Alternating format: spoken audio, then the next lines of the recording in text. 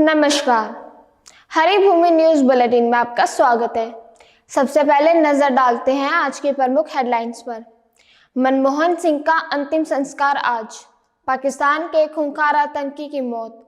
हमले में बाल बाल बचे WHO चीफ। हरियाणा में फायरिंग के दौरान दुबकी रही पुलिस। पूरा NCR शीतलहर की चपेट में। प्राइवेट कंपनी की बस नाले में गिरी 8 की मौत। अब खबर विस्तार से। सबसे पहले बात करते हैं भारत के पूर्व प्रधानमंत्री मनमोहन सिंह की।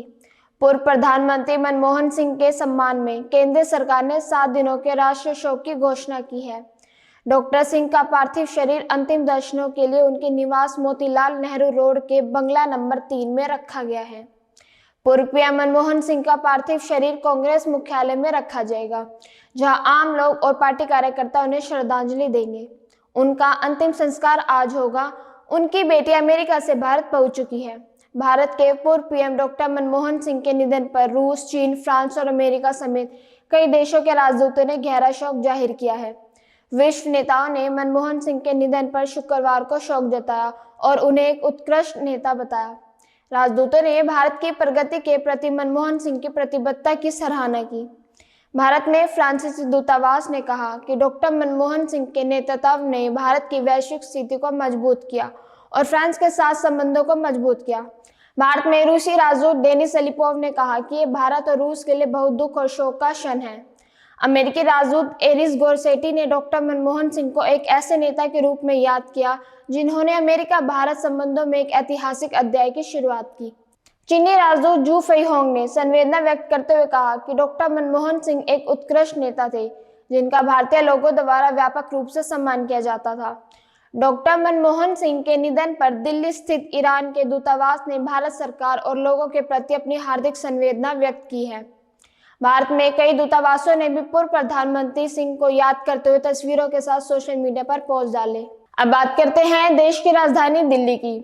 दिल्ली में हल्की बारिश के चलते एक्यूआई का स्तर कम हुआ है और हवा बेहतर हुई है। वहीं हरियाणा, राजस्थान, पंजाब और मेघालय जैसे राज्यों में बारिश और कोहरे का कहर देखने को मिल रहा है।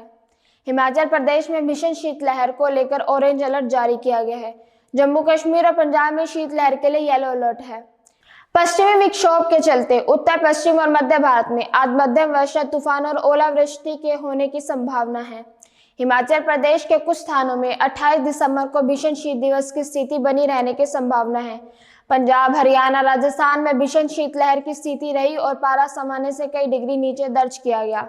अधिकारियों ने बताया कि कश्मीर के ऊंचाई वाले इलाकों में आज हल्की बर्फबारी का अनुमान है, क्योंकि पश्चिमी विक्षोभ इस क्षेत्र को प्रभावित करने वाला है। अगली खबर पाकिस्तान के खतरनाक आतंकवादी से जुड़ी हुई है। भारत में मुंबई हमलों के कथित मास्टरमाइंड हाफिज सईद के रिश्तेदार और प्रतिबंधित जमात उद दावा के उप प्रमुख हाफिज अब्दुल रहमान मक्की की कल दिल का दौरा पड़ने से मौत हो गई। वह मुंबई हमले के लिए भी जिम्मेदार था। उमात उद दावा के अनुसार प्रोफेसर अब्दुल रहमान मक्की पिछले कुछ दिनों से बीमार था और लाहौर के एक निजी अस्पताल में उच्च मधुमेह के कारण उसका इलाज हो रहा था। मक्की पाकिस्तानी विचारधारा का समर्थक था। मक्की को 2023 में संयुक्त राष्ट्र द्वारा वैश्विक आतंकवादी घोषित किया गया था, जिसके तहत उसकी संपत्ति जब्त की गई, यात्रा पर प्रतिबंध लगाया गया और हथियार पर प्रतिबंध लगाए गए। अब बात करते हैं WHO के महानिदेशक टेड्रोस एडनाम की। टेड्रोस एडनाम यमन के एयरपोर्ट पर हुई बमबारी में बाल बाल बच गए। जिस वक्त ये बमबारी हुई उस वक्त टेड्रोस संयुक्त राष्ट्र और विश्व स्वास्थ्य संगठन के अपने सहयोगियों के साथ विमान में सवार होने वाले थे। WHO महानिदेशक ने खुद एक सोशल मीडिया पोस्ट में इसका खुलासा किया है। टेड्रोस ने लिखा कि जब वे और उनके सहयोगी विमान में सवार होने वाले थे तभी बमबारी होने लगी। हमारे विमान के चालक दल का एक सदस्य इस हमले में घायल हो गया। हवाई अड्डे पर 2 लोग मारे गए। और अब खबर हरियाणा से। हरियाणा के यमुनानगर में गैंगवार में हुए डबल मर्डर के बाद एसपी पूरी तरह से एक्शन में आ गए हैं। घटनास्थल पर चंद कदमों पर पुलिस चौकी होने के बावजूद चौकी के कर्मचारी मौके पर नहीं पहुंचे थे, जिस कारण पूरी चौकी पर ही गाज गिरी है। चौकी इंचार्ज निर्मल सिंह समेत 8 पुलिसकर्मियों को सस्पेंड कर दिया गया है। साथ ही SIA शमशेर को चौकी इंचार्ज नियुक्त किया गया है। आपको बता दें कि रादौर क्षेत्र के गांव खेड़ी लक्का सिंह में सुबह करीब 8 बजे बदमाशों ने बड़ी वारदात को अंजाम दिया था। शराब कारोबारी पंकज मलिक और उसके साथियों पर 5 शूटरों ने गोलियां बरसाई थी, जिस जिम के बाहर ये वारदात हुई थी उससे मात्र 100 कदम की दूरी पर खेड़ी लखा पुलिस चौकी भी थी, लेकिन फायरिंग के समय पुलिसकर्मी चौकी में ही दुबके रहे। पुलिस यदि मौके पर पहुंच जाती तो शायद इतनी बड़ी घटना नहीं होती। अंत में बात करते हैं पंजाब की। पंजाब के भटिंडा में कल बड़ा हादसा हुआ था। भटिंडा तलवंडी साबो रोड पर गांव जीवन सिंह वाला के पास निजी कंपनी की बस हादसे का शिकार हो गई। बस अनियंत्रित होकर नाले में गिर गई। इस हादसे में 8 लोगों की मौत हुई। बताया जा रहा है कि बस में कई लोग सवार थे। हादसे के बाद वहां चीख पुकार मच गई। कई लोग घायल भी हुए हैं।